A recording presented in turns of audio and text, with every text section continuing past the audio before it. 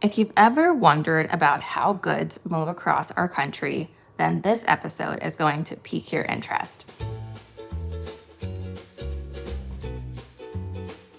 Hi, I'm Jane Khodos Beyer, and welcome to the People You Meet in Old Town Alexandria podcast, a podcast about our wonderful community here in Old Town. Today's guest is Chris Nielsen. Chris is a freight rail economist and an advocate for aging in place right here in Alexandria. Chris and I also get to talking about her connection to Dr. Seuss. Needless to say, this conversation is both educational and really fun. So without further ado, let's welcome Chris. Chris, welcome to the podcast. Thank you. Appreciate being invited. Yes. Kind of surprised for the invite, but thank you. No. You were there from the very beginning. I had this idea because of our book club. And although you and I met prior to the book club at your fabulous parties that you host for the whole neighborhood every Christmas, I very much look forward to them every single year. You and I really started to get to know each other better after the book club. Absolutely. And the book club, I thought was such a great idea because there's people that we see on the street, but we don't have any in-depth conversation with. And it gave us a chance to talk and hear stories and hear more about the people that live next door. And I have loved it, absolutely loved it. I know we haven't been doing it for long, but it's been fascinating. Oh my gosh, thank you for saying that. I remember the first meeting we had, I had, 15 women in my living room packed. But it was great fun, and my husband was on hand to serve us beverages. The sous chef and the bartender. That's right. I just felt the magic in the room. We are amidst some amazing humans who are right here on our street. So I'm very lucky to live here. It's such a wide cut of people. It's not just women that aren't working. It's not just women that are working. Right. It's women that have been in professional world. They've been in different worlds. And I'm just so interested because we have people that are young or even younger than you are and people that are a bit older than I am. And I just love the conversation Exactly. throughout all of the time. Yes, and I think the books that we read and then the discussions that we have, the multi-generational perspective is really enriching It's because fascinating. I wouldn't have the perspective you have. I remember when we were discussing lessons in chemistry, right? And how everyone had a very different lens to bring to the conversation. It was just really enriching. It was fascinating. And to me, it was like, oh, of course you would have that point of view. Right. And I read over that particular phrase in a couple of cases, but it was fascinating. It's been a really enriching, that's a good word. Absolutely. Absolutely. So that was really the genesis for starting this podcast. So I love that you're here. And when you and I were having a side conversation during one of these gatherings, I started to learn about some of the charities you're involved with and your profession. And so I really appreciate you taking the time to be on the podcast because I want to dive a little bit more. And certainly as I have been preparing for our conversation, I've learned more about the freight industry, the railroad industry. And so maybe we start there or pivot to that point. Chris, would just love to hear your background, your profession, and how it is that you got it to be an economist in the freight railroad industry. Well, it was entirely by mistake. Okay. I went to school, I was studying electrical engineering until my senior year, and I ended up with a degree in English. So my brain works both ways with numbers and words. Right and left. Right and left. And I got married, I had 2 kids, and we moved back to Alexandria. And my husband was having a hard time finding a job, so I really needed a job so we could survive.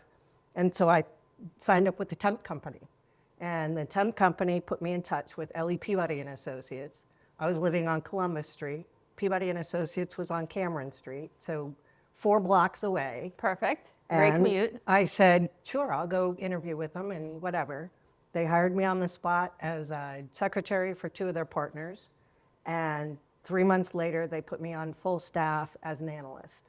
So I had learned enough about the industry to move from secretary to analyst. I still helped out with the secretarial work and all of those things. But what I loved was the combination of using English and descriptions with the numbers, the analytical side of things. So freight rail to me, I didn't know anything about it when I walked in the door. I fell in love with it, absolutely, because it touches every single part of our lives. It's something that moves commodities that we need for energy. So coal is one of the biggest commodities they used for a long time, or moved for a long time, and then now most things they move are intermodal cars. But it's one of those things that was just out of the blue, and now I've been in it for 30 years. Wow, that's amazing. Talk about a sliding doors moment for you. Yep, absolutely.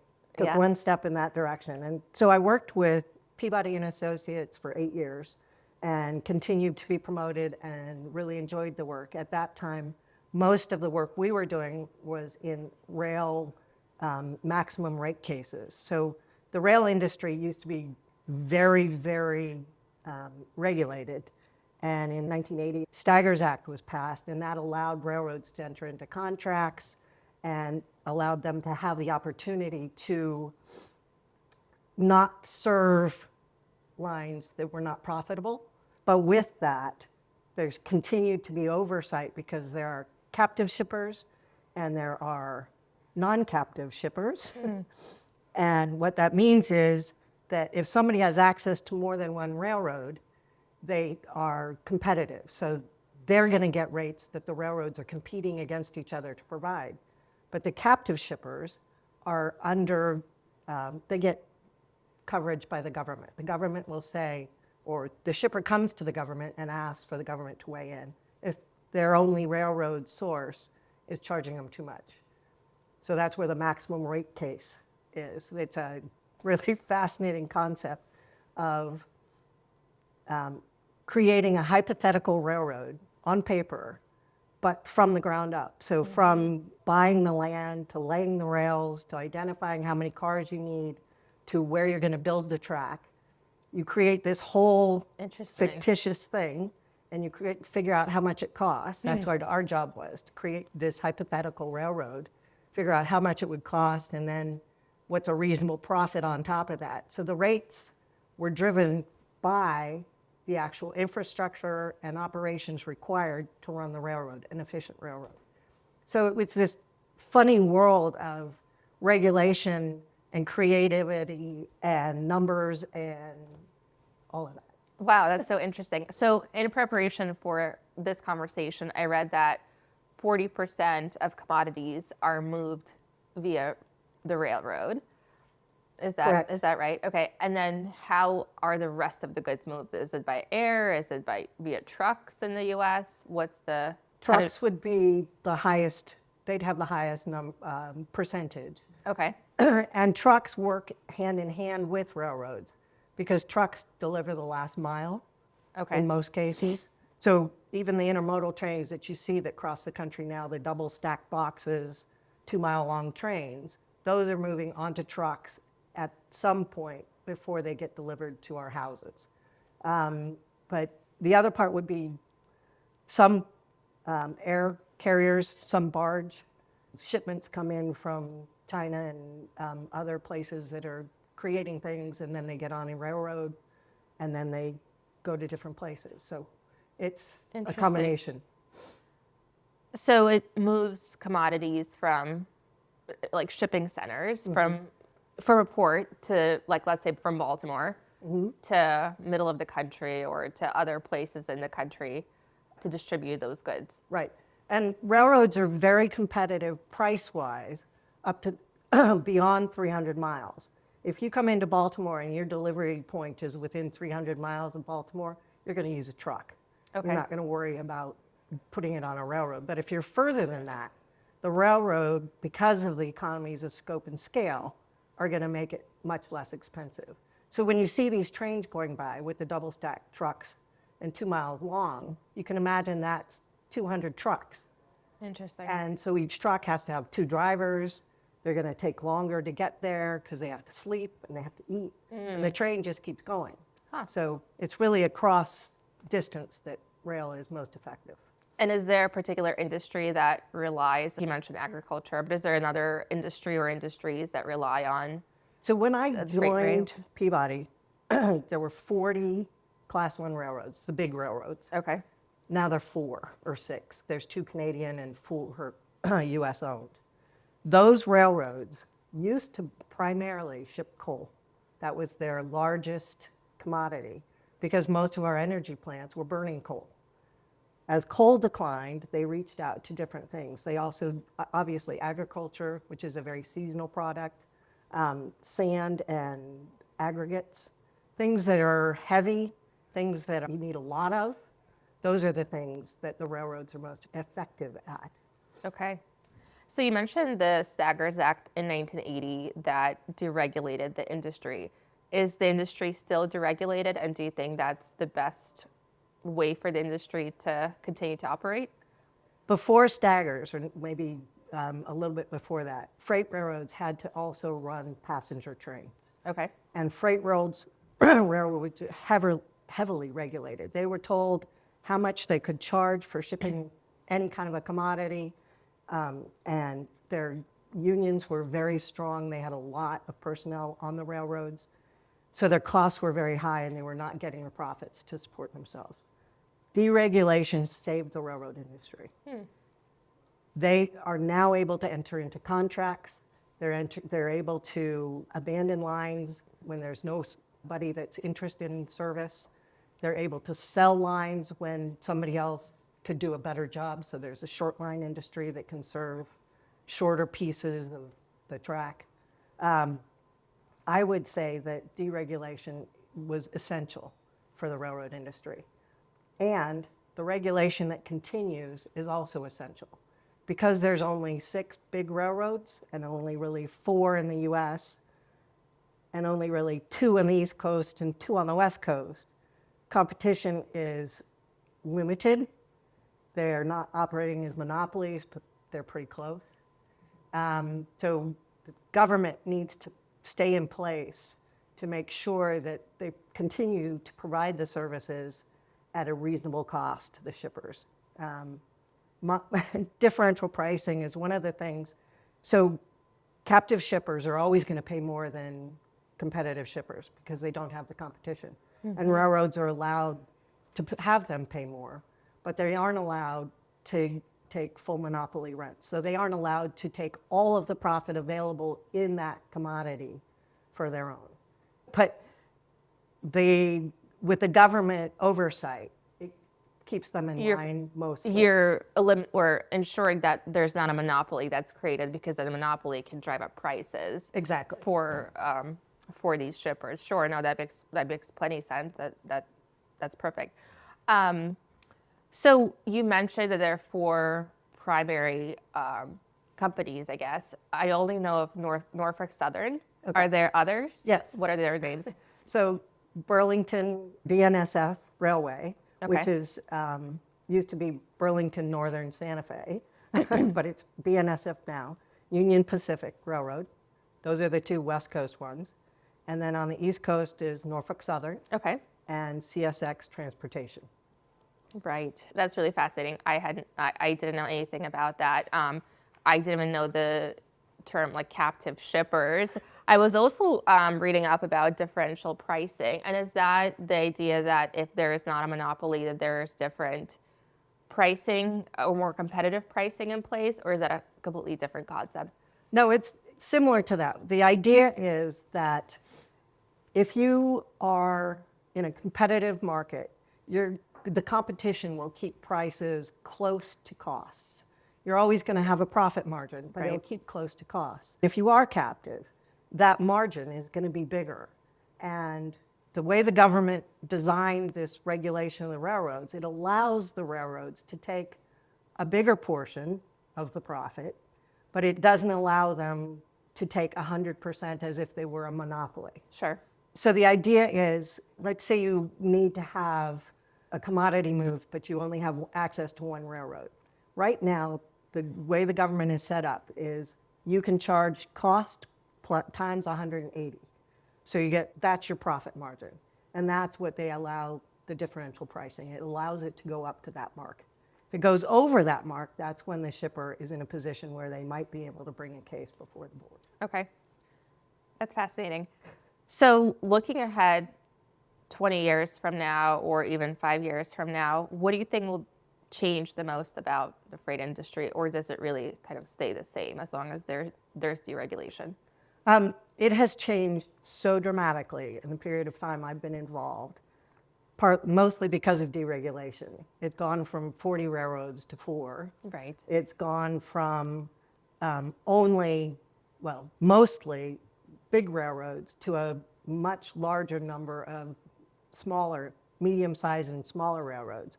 So there's class 2 and class 3 railroads as well, and it's all based on what their annual revenue is. Okay. But the class 3 railroads are the smallest ones, and they're taking up the parts of the big railroads that the big railroads are abandoning. Okay. And the medium ones are doing the same thing. By doing that, you have a very different environment for the shippers, because the shippers sometimes now have to use 2 railroads where they could have used one before and then a truck or things like that. So that's changed a lot. Union involvement and the ability to reduce their staff has changed enormously, which really got them in trouble right before COVID, during COVID, after COVID, because the railroads were trying to reduce their workforce to improve their market, the way they look on the market.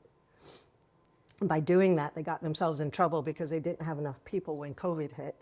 And then when the surge came during COVID, after COVID, when everybody was buying everything they could possibly buy, they couldn't serve them anymore because they didn't have the staff they needed in the places they needed in order to move the traffic.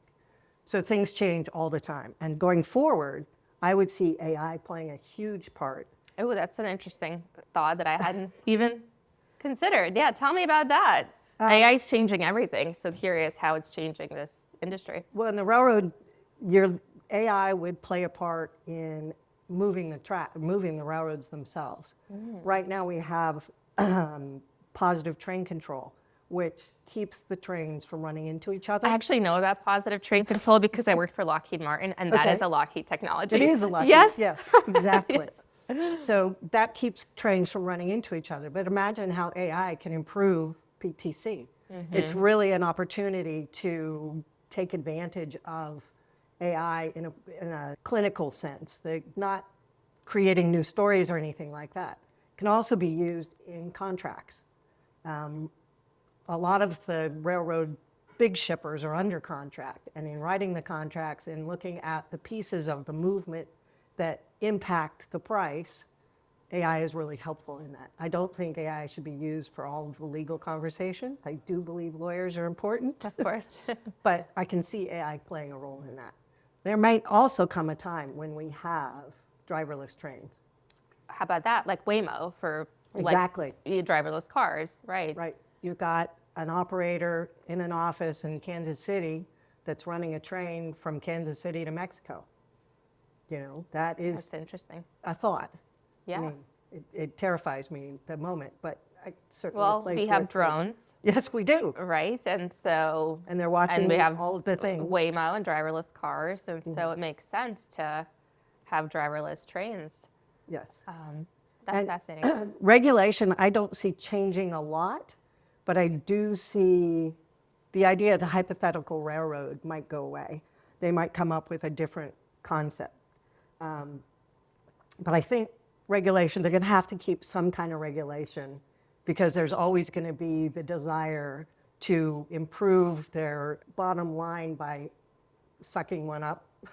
So right now, Union Pacific and Norfolk Southern are putting together a merger. That would be our first east to west coast railroad system, connected, merged as one. Wow. Their first application was declined because they did not address the concept of the monopoly impact in enough insufficiency for the board, the Surface Transportation Board. So that's a really interesting thing because we could see going from 4 to 2 cross-country railroads, and that would have an impact. Interesting. Okay, so I want to ask a related question, but many of us here in DC often take the train up to New York via Amtrak. I certainly do, and I actually prefer to flying to New York. How is the Amtrak system different in the freight system? So great question. And for me, mentioned about the freight railroads initially had to run passenger trains. Amtrak was created to take that burden off of the freight railroads so they could focus on freight. And Amtrak is a quasi-government organization that was always meant to run as a for-profit company. And I'm saying all of this because after I worked at Peabody, I worked for the Department of Transportation, IG's office, and Amtrak was my project. And then I went to Federal Railroad Administration, and I worked on Federal Railroad on Amtrak. So I get Amtrak. Anyway, I'm with you. I love the train, and I love passenger trains. The biggest difference is they don't own their track. The only track Amtrak owns is the Northeast Corridor, and that's between Richmond all the way up to Boston on track that they own. When they go further south, they're on either Norfolk Southern or CSX. When they go west, they hit BNSF traffic, they hit UP traffic, railroads, and the freight railroads are supposed to give them priority, but that's another oversight thing. Passenger railroad is heavily, I lost the word. The government is very involved in passenger railroads. They have specific on-time targets they have to hit. They're heavily subsidized, and the freight railroads are supposed to behave and give them priority. So passenger rail is a very different creature. Amtrak would not exist but for federal subsidies. Interesting. There is no way they could charge enough to cover their costs to move people. People wouldn't do it. So think about when you go to New York right now, it's a very competitive price, right? Yes. Between that and a plane, especially if you have to fly into LaGuardia or JFK. And if you travel it off hours, it's even cheaper, so you can really get a deal. Very reasonable, and it's a fast train. Yes. You get lots of work done. Yes, and it's fantastic. It's fantastic. Go in the quiet car and you can just get everything taken care of. No time. Joe Biden had it right. It did. I love it. But it is the tune of billions of dollars. And when you get onto the freight tracks, they're still subsidized, and the freight railroads have to stop moving their trains so they can push the passenger trains through. And I always get the question, why don't we have passenger rail across the country? And the reason is because it's a long way. In Europe, you have these very large centers, financial centers, human population centers, and they're close together. Sure. Where we were building roads, highways, state interstates, all those things. We put a lot of money into that. They put a lot of money into rail. But it still would be hard for us to compete on passenger rail going across the country because everything's so far away. Sure. Going up the East Coast totally makes sense. Going up the West Coast, that would make sense too. Yep. But going between here and Chicago, it's always going to take more than a day. It's not something, or it's going to take 9 hours, something like that. Okay, so speaking of time, because I have taken a train from London to Paris, and that seems to be a really fast train. I know there's a fast train that's in Japan. Do you think that kind of technology is going to be adapted in the US, or are we too far away from that? I love the question. So the TGV, which is the fast train that operates in Europe, uses electric to move fast, and all of their railroads are built with the electric catenary so they can use that technology. Northeast Corridor is the only place that has that technology built in. We would have to come up with new technology, and I'm not sure you could operate a fast train on the freight tracks that we have today. So you'd be in a position where you would be building new track.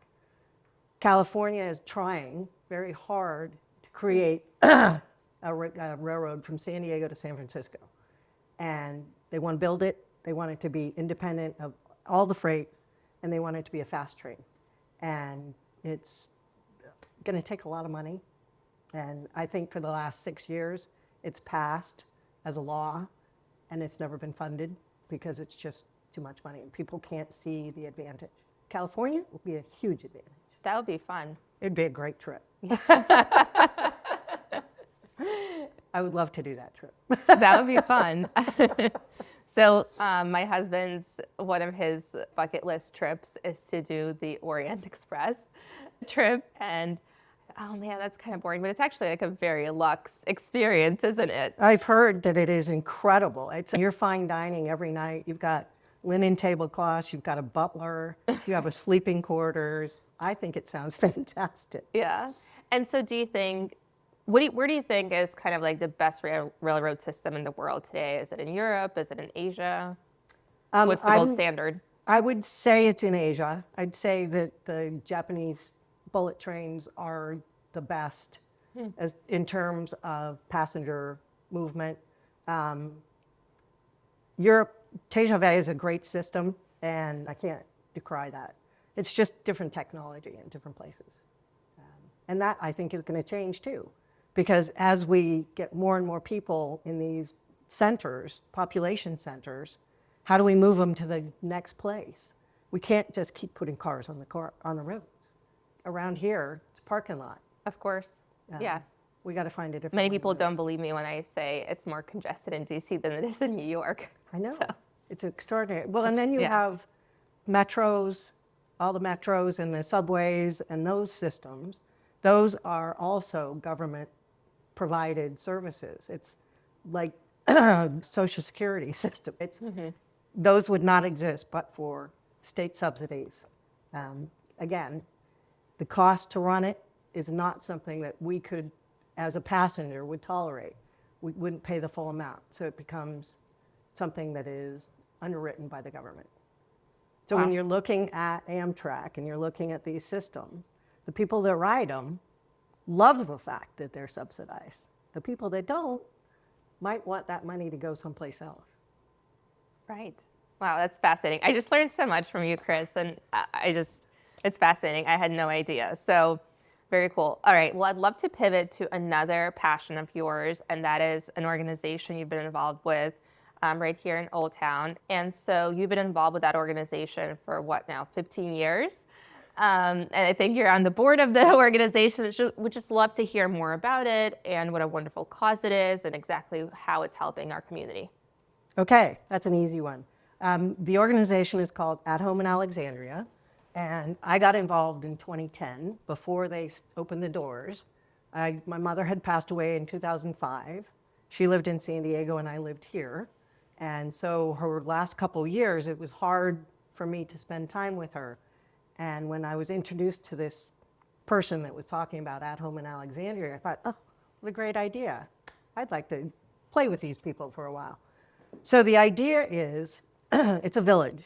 The first one started in Boston. Okay. And it used to be that families stayed in the same place as their parents, and everybody knew their neighbors. And so if somebody was on their own, a neighbor would help them out. Sure. A village concept is Very a village. nice. Yeah. So At Home in Alexandria is a village.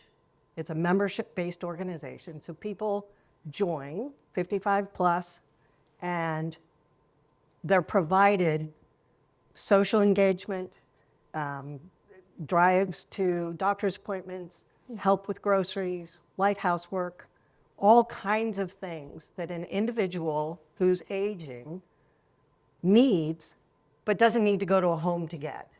So it's a different way of getting older. You get to stay in your home, you get to engage with all kinds of interesting people, do fun things. There's happy hours, there's tech days. It's just incredible what they offer.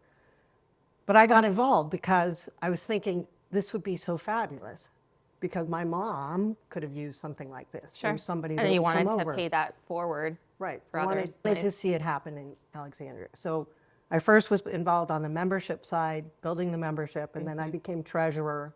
And as treasurer, I wanted everybody to see that as an organization, we couldn't, another subsidized thing, we want to keep the prices as low as possible. So right now, there's 2 levels of membership. There's associate membership and there's full membership. You know, I compare that to somebody that moves into assisted living facility or one of the homes. They're incredibly expensive. They're up $10,000 a month. I mean, and I get they're covering all kinds of things, but this is a much more economical way, and it allows people to stay in their space, which gives them memory anchors, Right. and it gives them the consistency of being in their space, and it allows them to meet new people because within the membership they do social hours and they do things together. They have a book club, they have a theater group. That's wonderful. So it's a really fantastic bringing together of people. And the people that run it right now, we just got a new executive director, and she's absolutely fabulous. Her name is Jane Khodos, and she's bringing a new energy in. But we need other funds in order to support it so we can keep these rates as low as possible so these people can be served.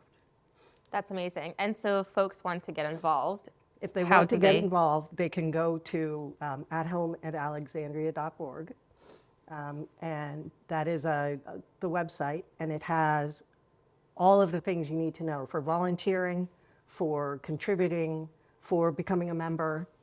So the associate level is 55 and plus people that just want to go to the social events. Mm-hmm. And it's also a great way to give money to the organization because it's a contribution.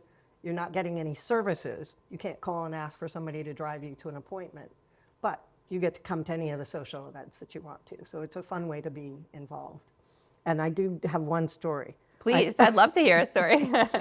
Right now, I'm not on the board right now, but I work as a driving volunteer. Okay. And I have a 92-year-old lady that I pick up on Wednesday at 2:00, and I take her to the Y.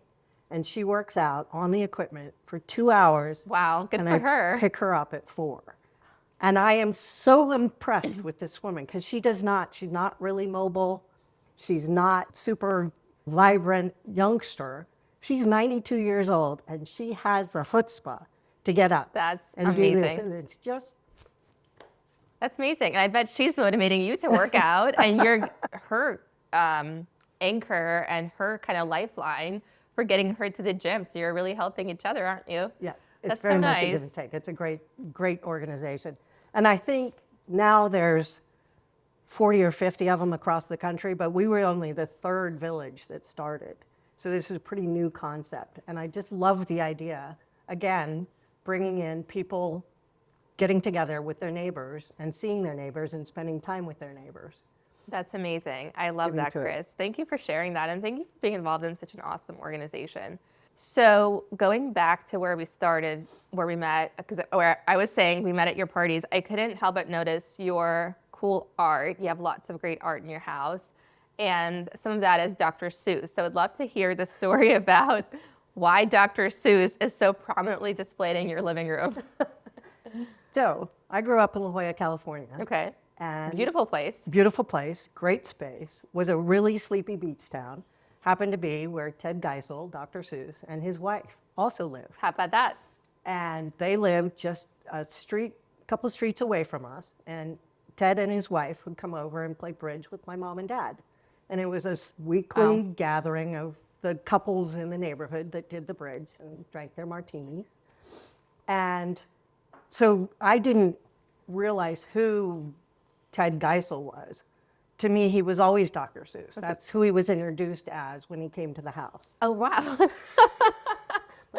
I know Dr. Seuss. And we'll probably be like, yeah, right. I know people. But would you go like, no, really? The 8-year-old. I know Dr. Seuss, yeah. And we would trick or treat at his house. So we had this dead end road, a cul-de-sac, and there's a bunch of kids on the road. We'd all pile together and we'd go around and get trick or treating. And we'd get up to the Dr. Seuss house. And he had one of these black gates, metal gates. And when it opened, it goes, and the lights heading on this path to get to his front door were minimal.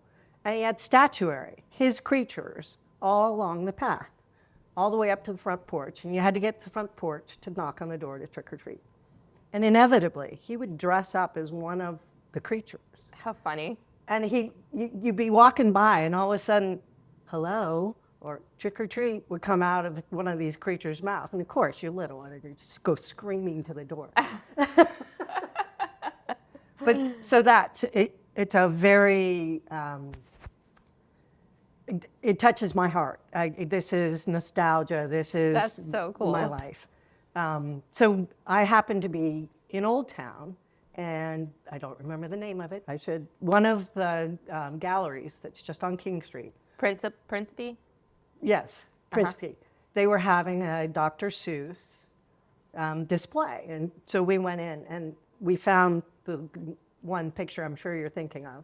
And it's a bird, one of his fantastic birds that is totally ugly if you look at it and gorgeous at the same time. And she's in a negligee, and she's holding a martini in one hand and her baby behind her in the other hand. And it's called the martini bird, and it just captures his impishness. He thinks everything's funny, and he creates these images. And I think what I love about his art and his books is nobody's perfect.